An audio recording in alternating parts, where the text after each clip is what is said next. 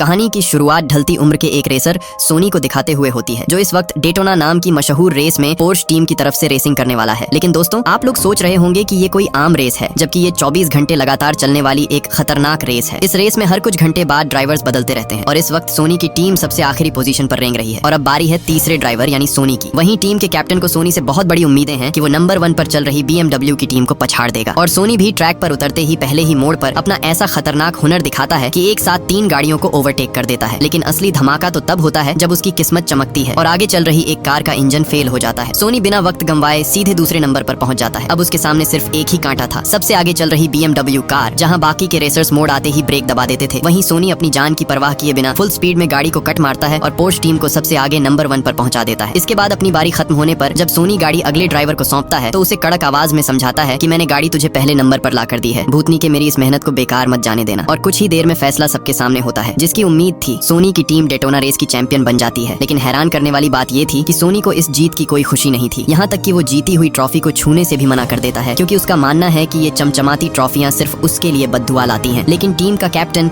उसकी इस कमाल की काबिलियत को देखकर उसे आगे भी टीम में बने रहने का ऑफर देता है, लेकिन सोनी साफ मना कर देता है, क्योंकि सोनी का कॉन्ट्रैक्ट सिर्फ इसी एक रेस के लिए था और वो अपनी रेसिंग परफॉर्मेंस को चेक करना चाहता था, क्योंकि उसे फिलहाल पैसों की जरूरत थी बिना किसी लालच या फेम के। इसलिए सोनी शर्तों के मुताबिक टीम को जीताकर चुपचाप वहाँ से निकल जाता है। अगले सीन में हम देखते हैं कि सोनी के पास उसका एक पुराना दोस्त रूबेन आता है। रूबेन खुद एक पूर्व रेसर रह चुका है, जो इस वक्त एपेक्स GP नाम की एक बड़ी F1 टीम का मालिक है। और दोस्तों, रूबेन के आने का मकसद तो आप समझ ही गए होंगे। वो सोनी को अपनी F1 टीम में शामिल होने का न्योता देने आया था। असल में रूबेन की टीम पिछले 2 सीजन से लगातार बुरी तरह हार रही है और टीम के सिर पर कर्ज का एक बहुत बड़ा पहाड़ टूट चुका है। और अगर इस सीजन उन्होंने कुछ कमाल नहीं करके दिखाया तो बोर्ड मेंबर्स इस टीम को बेच देंगे, यानी रूबेन का बरसों का सपना और उसकी मेहनत कौड़ियों के दाम बिक जाएगी। सोनी पहले तो इस ऑफर में कोई दिलचस्पी नहीं दिखाता, जिससे रूबेन को उसे मनाने के लिए थोड़ा इमोशनल खेल खेलना पड़ता है। रूबेन उसे सच्चाई बताते हुए कहता है, सोनी, अपनी हालत तो देखो, तुम आवारा घूम रहे हो, न घर है न परिवार, बीवी बच्चे भी तुम्हें छोड़कर चले गए हैं और तुम्हारी ये खटारा वैन जिसे तुम अपना घर मानते हो, इसके सिवा तुम्हारे पास है ही क्या। इसके बाद रूबेन उसे फ्लाइट का टिकट थमाते हुए कहता है कि वो उसका इंतजार करेगा। इसके बाद कहानी शिफ्ट होती है फॉर्मूला 1 के चमचमाते ट्रैक पर, जहाँ एपेक्स GP की टीम प्रैक्टिस कर रही है। और दोस्तों, आपको मैं F1 रेसिंग के बारे में थोड़ी बहुत नॉलेज दे देता हूँ। ये सिर्फ स्पीड या रेसिंग का खेल नहीं है, यहाँ तकनीक, हवा का दबाव और 1 सेकंड के 100वें हिस्से की कीमत भी मायने रखती है। इस टीम के पास फिलहाल सिर्फ एक ही रेसर बचा है, जिसका नाम है जोशुआ, क्योंकि बाकी सब रेसर टीम की डूबती नैया देखकर खिसक चुके हैं और F1 के नियमों के मुताबिक हर टीम को 2 रेसर्स उतारने ही होते हैं। और यही वजह थी कि रूबेन सोनी को टीम में लाना चाहता था। खैर, यहाँ हमारी मुलाकात होती है टीम की टेक्निकल डायरेक्टर कैट से, जो टीम की कार को बेहतर बनाने का काम करती है। और जब कैट जोशुआ से पूछती है कि कार में क्या कमी है, तो वो नौसिखिया रेसर अपनी कमियां छुपाने के लिए इधर उधर की फालतू बातें करने लगता है। जोशुआ का ध्यान रेसिंग से ज्यादा अपने करियर और इमेज चमकाने पर है। खासकर जब से उसे टीम की कंगाली की खबर मिली है, वो बस खुद को सोशल मीडिया पर स्टार दिखाना चाहता है, ताकि टीम बिकने के बाद उसे कोई दूसरी बड़ी टीम खरीद ले। इसी बीच वहाँ एंट्री होती है हमारे लेजेंड सोनी की। सोनी आखिरकार रूबेन का ऑफर मानकर एपेक्स GP के हेडक्वार्टर पहुंच जाता है। रूबेन टीम के सामने सोनी को दूसरा रेसर और जोशुआ के नए पार्टनर के रूप में इंट्रोड्यूस कराता है, लेकिन टीम का चीफ सोनी की उम्र को देखकर उसकी काबिलियत पर सवाल उठाने लगता है। जोशुआ को भी लग रहा था कि सोनी कोई मामूली रेसर है। वही चीफ रूबेन को किनारे बुलाता है और उसे कोई और बेहतरीन रेसर ढूंढने को कहता है, लेकिन रूबेन को सोनी पर पूरा भरोसा था। सोनी भी बिना वक्त गंवाए सीधे चैलेंज ठोक देता है। वो कहता है कि मुझे वही कार दो जो अभी जोशुआ चला रहा था। अगर मैंने जोशुआ से 1 सेकंड कम का टाइम निकाल कर नहीं दिखाया तो मैं अभी वापस लौट जाऊंगा। अगर मैं JP के लैप टाइम से 1 सेकंड जरा भी ऊपर गया तो हंसते हंसते मैं निकल जाऊंगा। सोनी को पूरे 30 साल हो चुके थे जब उसने आखिरी बार किसी F1 कार का स्टीयरिंग व्हील थामा था, और इन 30 सालों में F1 कार में काफी बदलाव आ चुके थे, जैसे नई तकनीक, नए फीचर्स, जैसे काफी कुछ बदल चुके थे। और अब सोनी के सामने सबसे बड़ी चुनौती थी पलक झपकते ही खुद को इन नए बदलावों के मुताबिक ढालना और खुद को साबित करना, क्योंकि उसने जैसा सोचा था अब F1 कार रेसिंग उससे कई ज्यादा मुश्किल हो चुकी थी। यहाँ तक कि टीम के मेंबर सोनी के हार पर अपने में ही बैट लगाने लगते हैं, लेकिन रूबेन पहले ही उनसे पैसे ले लेता है, क्योंकि उसे सोनी पर यकीन है कि वो इस चैलेंज को पूरा करेगा। इधर भले ही सोनी ने 30 साल से स्टीयरिंग न छुआ हो, लेकिन जिसका बेसिक मजबूत होता है उसे नई चीजें सीखने में देर नहीं लगती। सोनी तुरंत गाड़ी की नई तकनीक को समझ जाता है और जोशुआ के टाइम को मात देने के लिए कार की रफ्तार को उसकी आखिरी लिमिट तक खींच देता है। लेकिन दोस्तों, जोशुआ का रिकॉर्ड तोड़ने के चक्कर में सोनी उस करोड़ों रुपए के F1 कार के चीथड़े उड़ा देता है। लेकिन इसी के साथ सोनी ने जोशुआ के रिकॉर्ड को 500 मिलीसेकंड से तोड़ दिया था।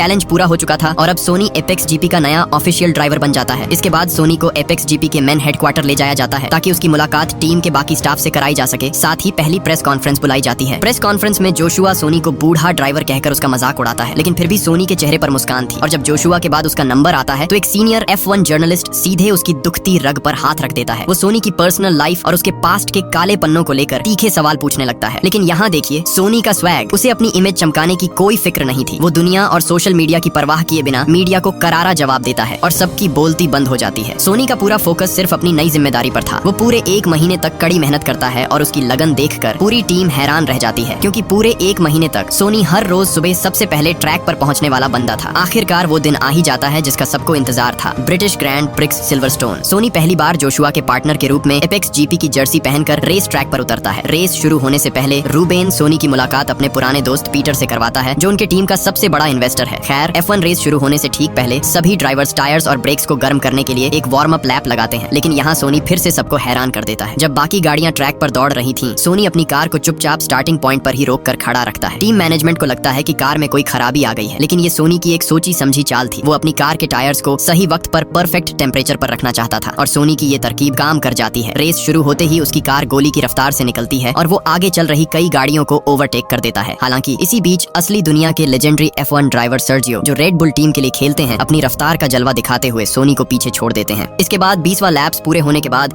जोशुआ के टायर्स घिस जाते हैं और वो टायर्स बदलवाने के लिए पिट स्टॉप की तरफ मुड़ता है। लेकिन यहाँ घबराहट में क्रू मेंबर्स से एक बड़ी चूक हो जाती है। एक क्रू मेंबर के हाथ से टूल नीचे गिर जाता है और जोशुआ हड़बड़ाहट में गाड़ी उसके ऊपर से ही निकाल देता है। इसके तुरंत बाद सोनी भी अपने टायर्स बदलवाने पिट स्टॉप में आता है और बदकिस्मती से इस बार हाइड्रोलिक जैक में खराबी आ जाती है। इस तकनीकी गड़बड़ी की वजह से सोनी के बेहद कीमती कुछ सेकंड्स बर्बाद हो जाते हैं। जब सोनी ट्रैक पर वापस लौटता है तो वो ठीक अपने ही पार्टनर जोशुआ के आगे था। अब होना तो ये चाहिए था कि दोनों मिलकर टीम को जिताने के लिए काम करते, लेकिन बीच में जोशुआ का ईगो आ जाता है। वो सोनी को पीछे छोड़कर नंबर 1 बनने की जिद पर अड़ जाता है और दोनों आपस में ही रेस लगाने लगते हैं। और इस आपसी दुश्मनी का अंजाम ये होता है कि दोनों में से कोई भी रेस नहीं जीत पाता और टीम बुरी तरह हार जाती है। हार के गुस्से में तिलमिलाया जोशुआ बेस पर आते ही अपनी गलती मानने के बजाय उस महिला क्रू मेंबर समेत पूरी टीम पर चिल्लाने लगता है, जिसकी वजह से पिट स्टॉप में देरी हुई थी। वो सोनी को भी अपनी हार का जिम्मेदार ठहराता है, यहाँ तक कि वो हाथापाई पर भी आ जाता है। लेकिन तभी वहाँ मीडिया के कैमरे आ जाते हैं। कैमरों को देखते ही जोशुआ पल भर में अपना गुस्सा थूक कर एक चमचमाती नकली मुस्कान चेहरे पर ले आता है। जोशुआ का ये दोगलापन देखकर सोनी हैरान रह जाता है, क्योंकि जोशुआ की तरह दूसरों पर उंगली उठाने के बजाय सोनी खुद की कमियों को देखता है। इसके बाद रात में जब सोनी कोल्ड सावर ले रहा होता है तो लगती से वो महिला क्रू उसके सामने आ जाती है जिसने गलती की थी। सोनी उसे एक गुरु मंत्र देता है कि गलती होने पर पछतावे के जाल में मत फंसो, बस इतना ध्यान रखो कि ये दोबारा ना हो। महिला क्रू के जाने के बाद रूबेन सोनी के पास आता है और इस नाकामी पर बात करता है। रूबेन कहता है, सोनी तुम भी जोशुआ की तरह ही अड़ियल हो, दोनों में से कोई झुकने को तैयार नहीं था। अगर टीम को बचाना है तो तुम्हें जोशुआ के साथ मिलकर काम करना ही होगा। रूबेन के इस बुरे बर्ताव से सोनी बिल्कुल भी नाराज नहीं होता, क्योंकि वो अच्छे से जानता है कि अगर वो आगे भी हारा तो उसका दोस्त रोड पर आ जाएगा। खैर अगली सुबह सोनी टीम की टेक्निकल डायरेक्टर कैट से मिलता है। सोनी अपने बरसों के तजुर्बे का इस्तेमाल करके कैट के साथ मिलकर कार का एक नया कॉन्सेप्ट डिजाइन करने की बात करता है। वो कहता है कि Ferrari, red bull, McLaren, Mercedes और एस्टन मार्टिन जैसी बड़ी टीमों के पास सीधे ट्रैक पर दौड़ने के लिए हमसे कहीं ज्यादा दमदार इंजन है। इसलिए अगर हमें उन्हें हराना है तो हमें सीधे रास्तों पर नहीं बल्कि मोड़ों पर अपनी कार को सबसे तेज बनाना होगा। हालांकि मोड़ों पर तेज रफ्तार से गाड़ी मोड़ने में एक्सीडेंट का बहुत बड़ा खतरा था, लेकिन सोनी ये रिस्क लेने के लिए तैयार था। वो कैट से कहता है, खतरा चाहे जो हो, तुम गाड़ी को मोड़ों पर सबसे तेज दौड़ने के लायक रीडिजाइन करो। और हाँ दोस्तों, एक मजेदार बात बताऊं, यहाँ सोनी और कैट एक दूसरे पर लाइन भी मार रहे होते हैं। खैर अब अगली रेस की तैयारी शुरू होती है। एक तरफ जोशुआ मॉडर्न और हाईटेक तरीकों से ट्रेनिंग कर रहा था तो दूसरी तरफ सोनी अपने पुराने और आजमाए हुए देसी अंदाज में पसीना बहा रहा था। दोनों के रास्ते अलग थे लेकिन मंजिल एक ही थी, अगली रेस में अपनी बादशाहत साबित करना। काफी लंबी ट्रेनिंग के बाद जब जोशुआ रात में अपने बेड पर था तो वो अपने लैपटॉप पर सोनी के जवानी के दिनों का एक पुराना वीडियो देखने लगता है। और दोस्तों यहाँ हमें पता चलता है कि सोनी कोई आम रेसर नहीं था, बल्कि उसे F1 का अगला सुपरस्टार माना जाता था। और आज जोशुआ जिस फेम के पीछे भाग रहा है उसे सोनी ने बहुत पहले ही हासिल कर लिया था, लेकिन उसकी एक छोटी सी लापरवाही की वजह से उसके पार्टनर का भयानक एक्सीडेंट हो गया था। और असल में यही वजह थी कि इस सदमे के बाद सोनी अचानक रेसिंग की दुनिया से गायब हो गया था। खैर कहानी आगे बढ़ती है और हंगरी ग्रैंड प्रिक्स के क्वालिफाइंग राउंड का दिन आ जाता है। पूरी टीम बैठकर टायर्स को लेकर एक जरूरी मीटिंग कर रही थी। F1 रेसिंग में 3 तरह के टायर्स का खेल होता है जिसे आपको जानना बहुत जरूरी है। पहला हार्ड टायर, ये सबसे लंबे समय तक टिकते हैं लेकिन इनकी ग्रिप यानी सड़क पर पकड़ कमजोर होती है जिससे कार टॉप स्पीड नहीं पकड़ पाती। दूसरी मीडियम टायर, ये स्पीड और टिकाऊपन के बीच का एक परफेक्ट बैलेंस होते हैं। और तीसरा सॉफ्ट टायर,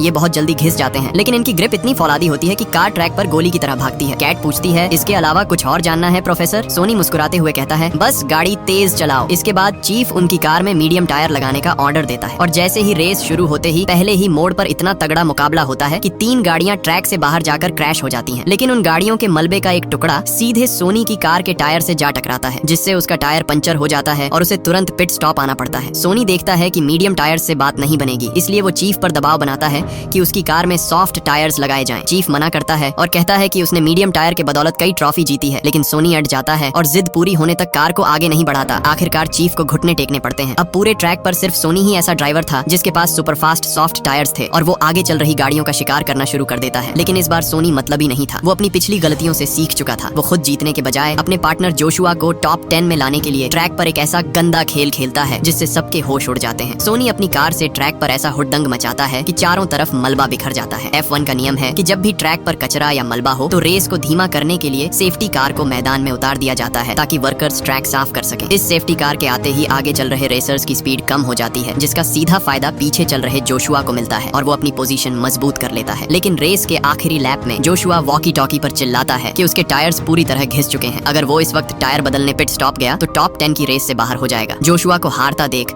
सोनी एक बार फिर अपना शैतानी दिमाग चलाता है जिसकी किसी ने कल्पना नहीं की थी। सोनी जानबूझकर अपनी तेज रफ्तार कार को ट्रैक के किनारे लगे एक बड़े एडवर्टाइजमेंट बोर्ड से दे मारता है। बोर्ड के परखच्चे उड़ जाते हैं और नियम के मुताबिक रेस को धीमा करने के लिए फिर से सेफ्टी कार को आना पड़ता है। इस गोल्डन चांस का फायदा उठाकर जोशुआ तुरंत पिट स्टॉप जाता है, टायर बदलता है और वापस आकर अपनी पोजीशन बचाते हुए टॉप 10 में जगह बना लेता है।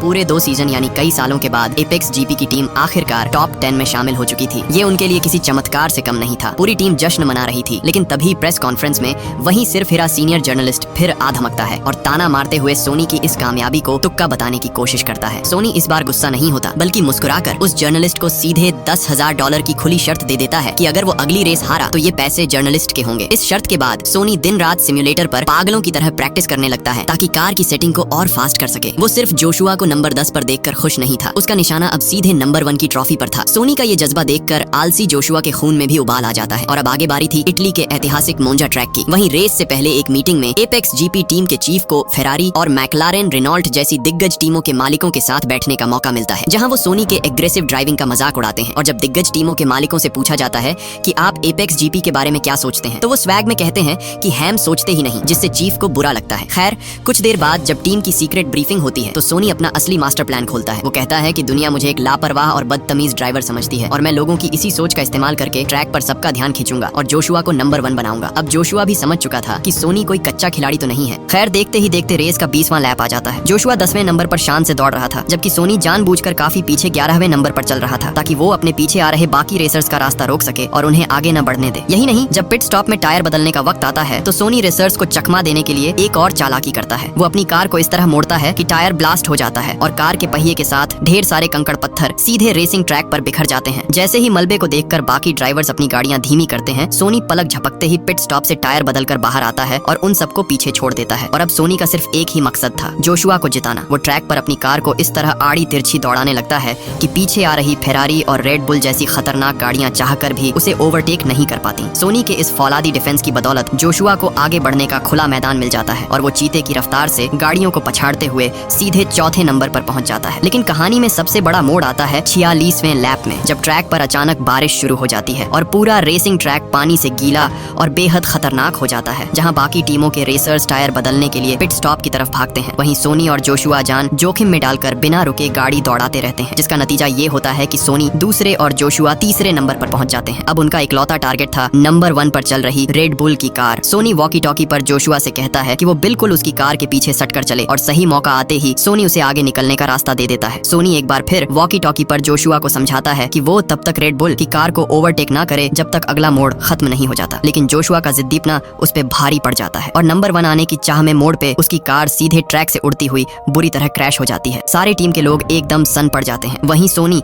अपनी जान की परवाह किए बिना जल्दी से जोशुआ की तरफ भागता है और आग की लपटों के बीच कूदकर जोशुआ को खींचकर बाहर निकाल लेता है। वहीं टीम मेंबर काफी डरे थे, क्योंकि ये कोई आम खेल नहीं बल्कि दुनिया की सबसे खतरनाक और जानलेवा खेलों में से एक थी। लेकिन खुशी की बात तो ये थी कि जोशुआ को केवल थोड़ी बहुत चोटें ही आई थी। हालांकि सोनी ने जोशुआ को मोड़ पर इंतजार करने को कहा था, लेकिन फिर भी जोशुआ की माँ सारा का सारा इल्जाम सोनी पर ही डालती है, क्योंकि ट्रैक पर प्लान का मास्टरमाइंड सोनी ही था। वही जोशुआ भी ये सब सुन रहा था, लेकिन वो जानता था कि सोनी की इसमें कोई गलती नहीं है। इसके बाद एक और प्रेस बुलाई जाती है, जहाँ रूबेन अगले रेस के लिए एक नए ड्राइवर को सबसे मिलवाता है, क्योंकि जोशुआ को डॉक्टरों ने अगले 6 महीने के लिए बेड रेस्ट करने को कहा है। इसके बाद हम देखते हैं कि अगली मीटिंग में अभी भी सबको सोनी पर पूरा भरोसा था, यानी आगे होने वाले रेस में सब उसी के हिसाब से होगा, और सोनी सबके अंदर जीत का नया जज्बा भी भर देता है। वहीं बेचारा जोशुआ मीटिंग में बैठकर सिर्फ पछतावे के आंसू बहा सकता था। वहीं टेक्निकल डायरेक्टर कैट कार का वो नया मॉडल तैयार कर चुकी थी, जैसा सोनी ने कहा था, और ये रिस्की प्लान रंग भी लाता है। आगे होने वाले रेस में सोनी इस नई कार के साथ ट्रैक पर टहलका मचा देता है और एपेक्स जीपी का नाम पूरी दुनिया में बड़ा बना देता है। लेकिन अभी भी वो बड़ी टीमों के मुकाबले काफी पीछे थे, और अभी भी आगे उन्हें बहुत कुछ करना होगा। देखते ही देखते 6 महीने बीत जाते हैं, और अब जोशुआ पूरी तरह ठीक होकर टीम में वापस लौटता है। सब उसका स्वागत करते हैं, लेकिन जोशुआ को रेस के दौरान ट्रैक पर एक बहुत बड़ा झटका लगता है। वो देखता है कि फैंस अब जोशुआ को भूलकर सोनी को अपना असली हीरो मानने लग गए हैं, और एक साथ मिलकर टीम को जिताने के बजाय जोशुआ के दिल में फिर से सोनी के लिए नफरत और जलन पैदा हो जाती है, और वो रेस के दौरान बचकानी हरकतें करने लगता है, और सोनी को नीचा दिखाने के चक्कर में खुद की ही टीम की रेस खराब कर देता है। रेस खत्म होने के बाद सोनी का पारा 7वें आसमान पर पहुंच जाता है। वो सीधे जाकर जोशुआ की क्लास लगा देता है। साले, मैं यहाँ खून पसीना बहाकर टीम को इस मुकाम पर लाया हूँ, और तू लौटकर सब बर्बाद कर रहा है। असल में सोनी तो जोशुआ को ही नंबर 1 बनाना चाहता था, पर जोशुआ के घमंड ने सब मिट्टी में मिला दिया। दोनों के बीच बढ़ते झगड़े को देखकर कैट एक तरकीब निकालती है। वो दोनों को एक सीक्रेट डिनर पर बुलाती है, ताकि वो आपस में बैठकर बात कर सकें और अपनी दुश्मनी भुलाकर फिर से पक्के दोस्त बन सकें। और ये आइडिया काम भी कर जाता है, और दोनों के बीच सब ठीक हो जाता है। आगे हम देखते हैं कि टीम पर एक नई मुसीबत टूट पड़ती है। फार्मूला 1 की ऑफिशियल अथॉरिटी को एपेक्स जीपी के खिलाफ एक शिकायत मिलती है। शिकायत ये थी कि एपेक्स जीपी की कार का नया डिजाइन इलीगल है, जिसे सोनी और कैट ने मिलकर बनाया था, और टीम ने इसके लिए F1 से ऑफिशियल परमिशन भी नहीं ली थी। यानी टीम के अंदर ही कोई ऐसा गद्दार था जिसने उनके सारे राज बाहर लीक कर दिए हैं, जिसका नतीजा ये होता है कि F1 ने उस नए डिजाइन पर बैन लगा दिया। यानी अब एपेक्स जीपी को मजबूरी में अपनी उसी पुरानी और खटारा कार के साथ ट्रैक पर उतरना था, जिसमें कोई खासियत नहीं थी। इसके बाद अगले रेस का दिन आता है, और सोनी को अचानक याद आता है कि वो अपना लकी ताश का पत्ता अपनी जेब में रखना भूल गया है, जिसे वो रेस के दौरान अपनी जेब में रखता ही रखता है। और ऊपर से वही पुरानी खटारा गाड़ी देखकर सोनी का मानसिक संतुलन बिगड़ जाता है। वो गुस्से, तनाव और घबराहट में होश खो बैठता है। किसी को कुछ समझ नहीं आ रहा था कि आखिर सोनी को हुआ क्या है। इधर ट्रैक पर गाड़ी पूरी तरह सोनी के कंट्रोल से बाहर हो जाती है, और अचानक गुस्से में ड्राइविंग करने का नतीजा ये होता है कि सोनी का एक भयानक एक्सीडेंट हो जाता है और उसे अस्पताल ले जाना पड़ता है। लेकिन इस एक्सीडेंट से एक पुराना राज बाहर आता है। रूबेन को रिपोर्ट में पता चलता है कि सोनी की रीढ़ की हड्डी में बहुत पुराना और गंभीर जख्म है, जिसके साथ रेसिंग करना मौत को बुलावा देना है। ये जानकर रूबेन को काफी बुरा लगता है। वो अपनी टीम बचाने के चक्कर में अपने सबसे पक्के दोस्त को खोना नहीं चाहता था, इसलिए वो चिल्लाते हुए सोनी को टीम से बाहर निकाल देता है, ताकि वो ट्रैक पर मर न जाए। बाहर जोशुआ, जो सोनी से मिलने गुलदस्ता लेकर आया था, वो बाहर से ही रूबेन को सोनी पर चिल्लाते देख बिना मिले ही चुपचाप वापस लौट जाता है। और आखिरकार जोशुआ अपनी माँ को सच बता देता है कि उसके एक्सीडेंट की वजह सोनी नहीं बल्कि वो खुद था, क्योंकि जोशुआ को एहसास हो चुका था कि सोनी एक अच्छा इंसान है। इधर अस्पताल से छुट्टी मिलने के बाद सोनी अपनी खटारा वैन के साथ हमेशा के लिए रेस की दुनिया से दूर जाने वाला ही था कि तभी उसके पास वही अमीर इन्वेस्टर पीटर आता है जो शुरुआत में मिला था। वो सोनी के सामने एक ऐसा घिनौना ऑफर रखता है कि आपके होश उड़ जाएंगे। पीटर बताता है कि सोनी की बेहतरीन परफॉर्मेंस की वजह से एपेक्स जीपी की ब्रांड वैल्यू बहुत बढ़ गई है, इसलिए वो और बोर्ड मेंबर्स मिलकर इस टीम को एक बड़े खरीदार को बेचने जा रहे हैं। इस डील से इन्वेस्टर तो अरबपति बन जाएंगे, लेकिन टीम के असली मालिक रूबेन को लात मारकर बाहर निकाल दिया जाएगा। इन्वेस्टर सोनी को लालच देता है, अगर तुम अगली और आखिरी रेस में जानबूझकर हार जाओ ताकि रूबेन टीम बेचने पर मजबूर हो जाए, तो मैं टीम बिकने के बाद तुम्हें इस नई टीम का चीफ बना दूंगा और तुम्हें इतना पैसा दूंगा कि तुम्हारी 7 पीढ़ियां ऐश करेंगी। और हाँ, यहाँ सबसे बड़ा खुलासा होता है, F1 अथॉरिटी को कार के डिजाइन के नकली पेपर्स भेजने वाला कोई और नहीं बल्कि यही कमीना इन्वेस्टर था। उसने जानबूझकर ऐसा किया ताकि टीम हार जाए, रूबेन बर्बाद हो जाए और वो टीम को महंगे दामों में बेच सके। इस लालची इन्वेस्टर से मिलने के बाद सोनी के दिमाग में क्या चल रहा था ये कोई नहीं जानता। वो सीधे एपेक्स जीपी के गैराज में पहुंचता है, जहां जोशुआ उसे देखकर इस बार सच में खुश था। वहीं रूबेन उसे वहां देखकर हैरान रह जाता है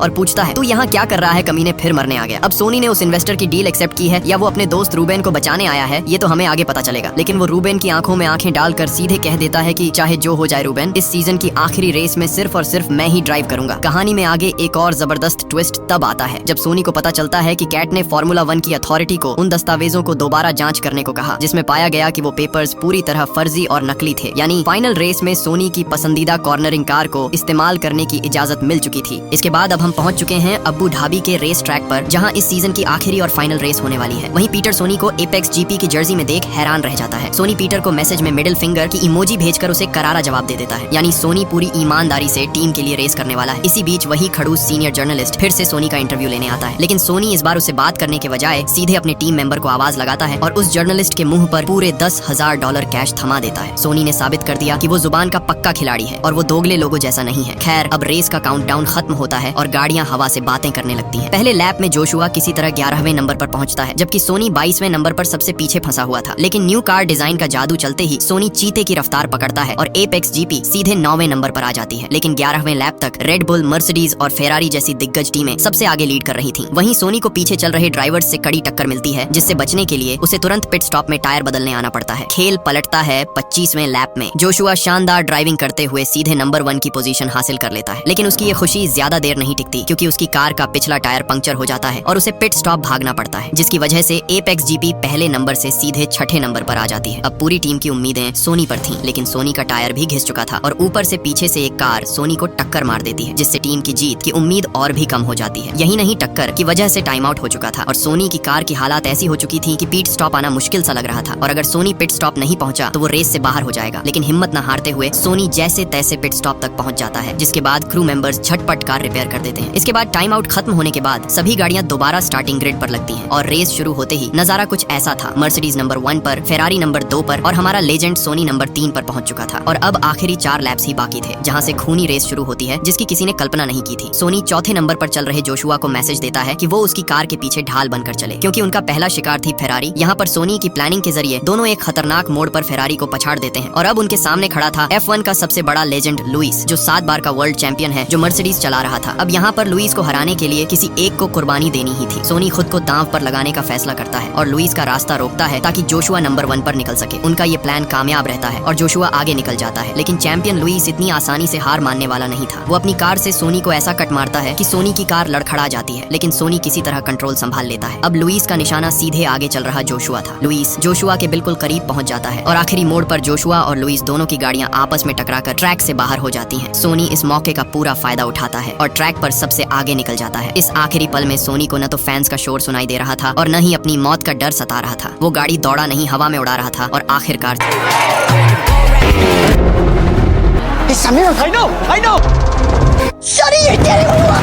हाँ भाइयों, सोनी फिनिशिंग लाइन को पार करता है और नंबर 1 बनकर वर्ल्ड चैंपियन का खिताब अपने नाम कर लेता है। वही सोनी के इस बेखौफ अंदाज को देखकर रूबेन और पूरी टीम की आंखें फटी की फटी रह गईं। वहीं दूसरी तरफ उस गद्दार इन्वेस्टर को बोर्ड मेंबर्स ने लात मारकर बाहर निकाल दिया। जीत के बाद जब सोनी को चमचमाती ट्रॉफी दी जाती है तो वो उसे लेने से साफ मना कर देता है। दरअसल सोनी ऐसा इसलिए करता है ताकि उसका दिल और दिमाग घमंड, दिखावा और अहंकार जैसी गंदी बीमारियों से दूर रहे और वो इस पल भर की खुशी और फेम के जाल में न फंसे। जहाँ पूरी टीम शैंपेन उड़ाकर जश्न मना रही थी, सोनी चुपके से उस भीड़ से निकल जाता है। उसका लक्ष्य सिर्फ रेसिंग था, फेम नहीं। वो अपनी पुरानी वैन उठाता है और एक नए सफर पर निकल पड़ता है। तो दोस्तों, यही थी आज की हमारी कहानी। उम्मीद है कि आपको अच्छा लगा होगा। तो चलिए मिलते हैं जल्द। Bye bye.